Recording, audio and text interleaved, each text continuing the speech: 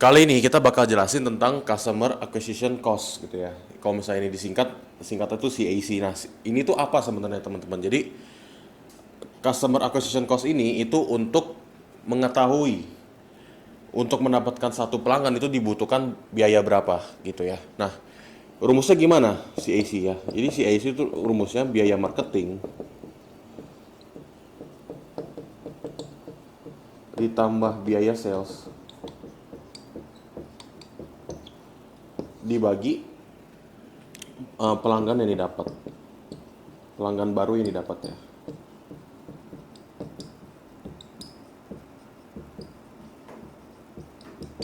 Oke, nah kita anggap biaya marketing untuk bisnis kalian misalnya kita anggap sebulan itu misalnya 10 juta nih. 10 juta ya. Nah, biaya untuk penjualannya misalnya berapa? Misalnya 2 juta deh.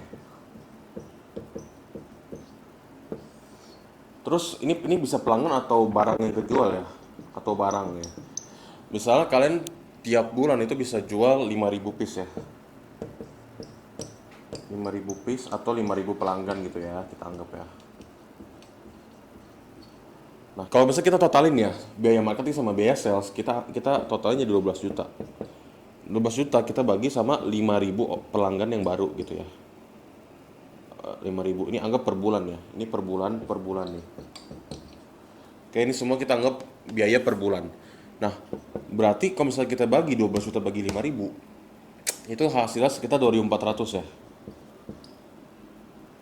Ya, 2.400 ini berarti ini biaya untuk mendapatkan satu pelanggan.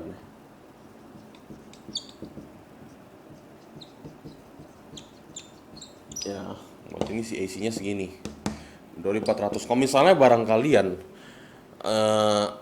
modal HPP nih, kita ngomongin HPP ya. HPP-nya misalnya 10.000 deh. Oke. Terus biaya marketingnya, makanya itu gue sering banget neketin ya. Kalau misalnya biaya marketing itu bagus juga kalau misalnya dibagi per piece gitu ya. Jadi kita harus tahu banget namanya si AC ini, biar kita tahu untuk mendapatkan satu pelanggan tuh butuh berapa. Nah, berarti kita misalnya kalau misalnya nextnya kita tambahin ini. Misalnya kita konsisten ya, karena ini angkanya bagus nih. Ya teman-teman, karena HPP-nya segini, terus angka untuk kita marketing sama hasilnya segini udah bagus banget gitu. Jadi anggap kita bulan depannya kita netepin kalau misalnya biaya si AC-nya tuh segini ya. Jadi ini berarti HPP-nya bukan 10.000 lagi teman-teman ya. Jadi HPP ini kita tambahin sama ini. Tambah 2.400 ya. Jadinya 12.400. Misalnya ongkir deh, ongkir dari Cina ke sini. Misalnya anggap anggap 500 perak ya.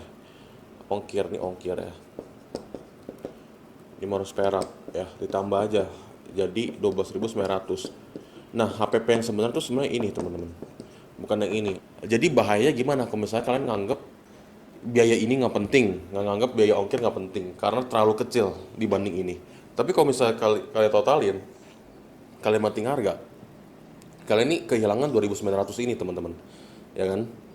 2.900 ini kalau misalnya kalian kali 1.000 piece barang kalian mating-mating harga, kehilangan uang ini berarti 2,9 juta kalian hilang ini. Karena apa? Karena kan nggak mematik nggak merhatiin si AC ini, nggak perhatiin ongkir ini gitu.